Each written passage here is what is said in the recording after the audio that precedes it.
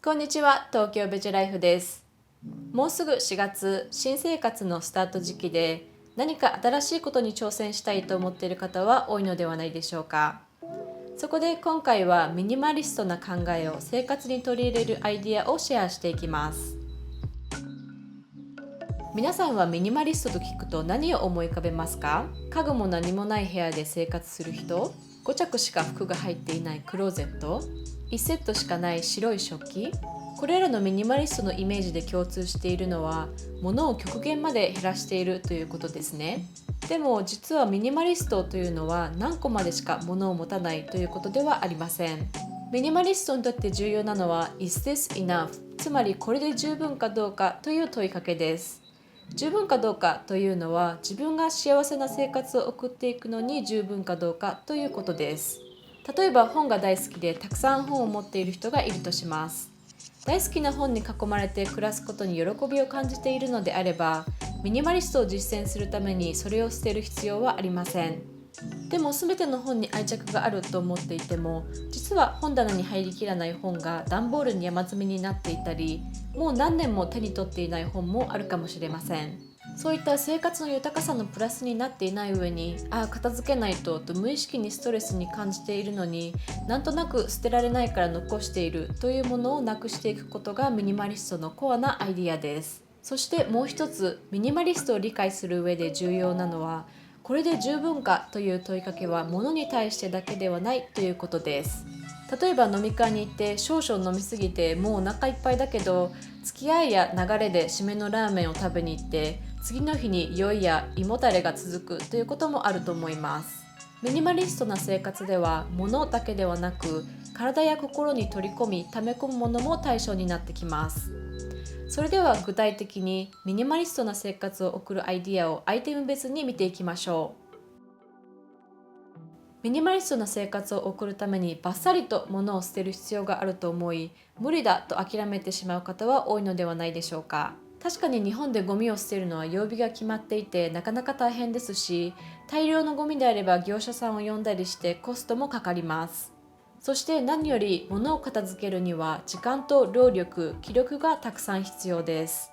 なので大々的な片付けができればそれは素晴らしいですが、おすすめなのは1ヶ月と時間を決めて1日最低1個自分の生活にプラスになっていないなと思うものを手放していくことです。1ヶ月後にこれで十分だなと思えばそこで一旦終わらせればいいですし、もっといけるなと思えば続けていけばいいと思います。そして並行しておすすめしたいのが捨てるものを買わない、捨てられなくなるものを極力買わないということです。私は以前は洋服は安く買ってワンシーズン終わったら捨てればいいと思っていました。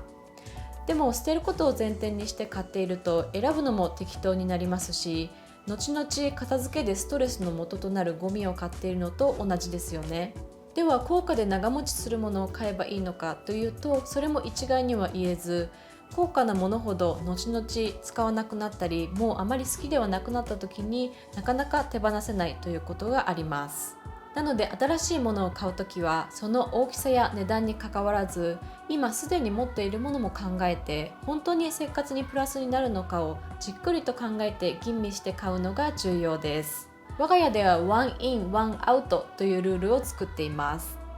私はあまりショッピングをしませんが、旦那さんは靴やシャツが大好きで、以前はファミリーセールなどに行ってはたくさん買っていました。今は何か新しいものを一つ買ったらすでに持っているものを一つ手放すというルールなので、買い物はよく考えて行うようになりましたし、すでに持っていることについてもきちんと考えるようになりました。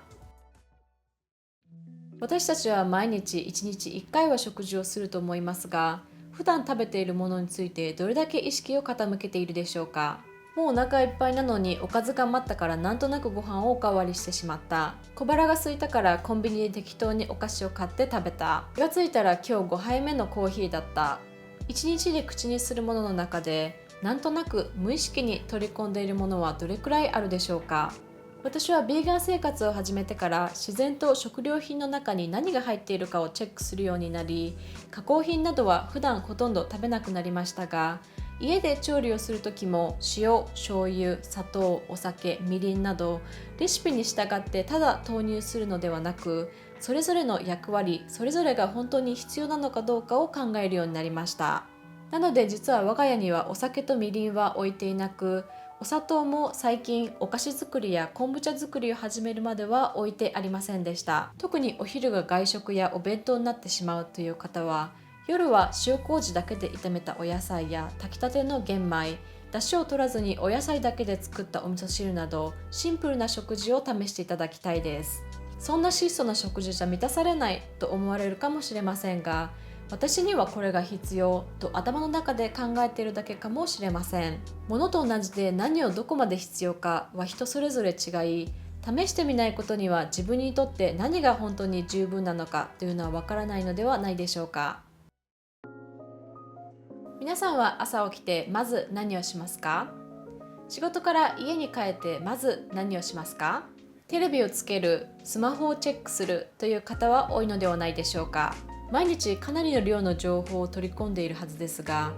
今日この芸能人が結婚したというニュースを知っていても、今日これから食べるこのステーキがどのように生産されて、どのような影響を環境に与えるかということを知っている方は少ないと思います。テレビ、インターネットの動画、SNS の写真を見たり、新聞、雑誌、ブログを読んで情報を得ていると思っても、実は吸収しているのはいろいろな形での広告かもしれませんし、マイナスな効果をもたらすノイズかもしれません。この間テレビをつけたら朝の情報番組でご近所トラブルのことをやっていました。最近とうとう逮捕されたという迷惑なご近所の方の暴言を録音したものを繰り返し再生放送していたのですが、聞いているだけでとても気分が悪くなりましたし、なぜ全国放送で20分かけてそういったノイズを流し続ける必要があるのか、とても理解に苦しみました。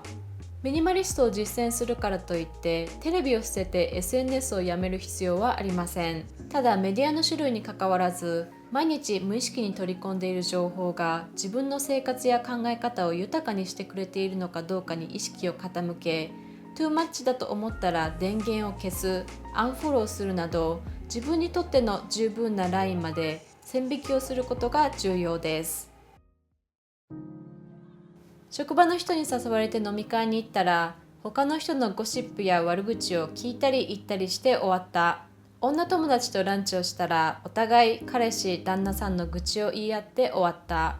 誰でもそういった経験があるのではないでしょうか。職場で気まずい思いをしたくないからなんとなく話を合わせるとか、友達と共感したいから本当は彼氏のことが大好きだけれど大げさに悪く言ってみたとか、ミニマリストはよ捨て人ではないので全ての人間関係を断つということではありませんが、家に帰ってお風呂でリラックスする、ヨガのクラスに行く、図書館に行くなど自分のために使える時間をその人と過ごすために使うのであれば、自分の幸せ度にプラスになっているかは意識した方がいいです。そしてプラスになっていないなと感じたら、お誘いの3回に1回ぐらいは断ってみるのがいいかもしれません。常に誰かと一緒にいた方が楽しいという方もいますし、幸せの感じ方は人それぞれです。自分にとっての十分なラインを探してみましょう。いかがだったでしょうか。今回は生活にミニマリストな考えを取り入れるアイディアをシェアしました。普段生活をしている中で無意識に身の回り、体、心に溜め込んでいるものに意識を傾け、自分が幸せを感じる生活を送るためにどこが十分なラインなのかを考えるきっかけになればと思います。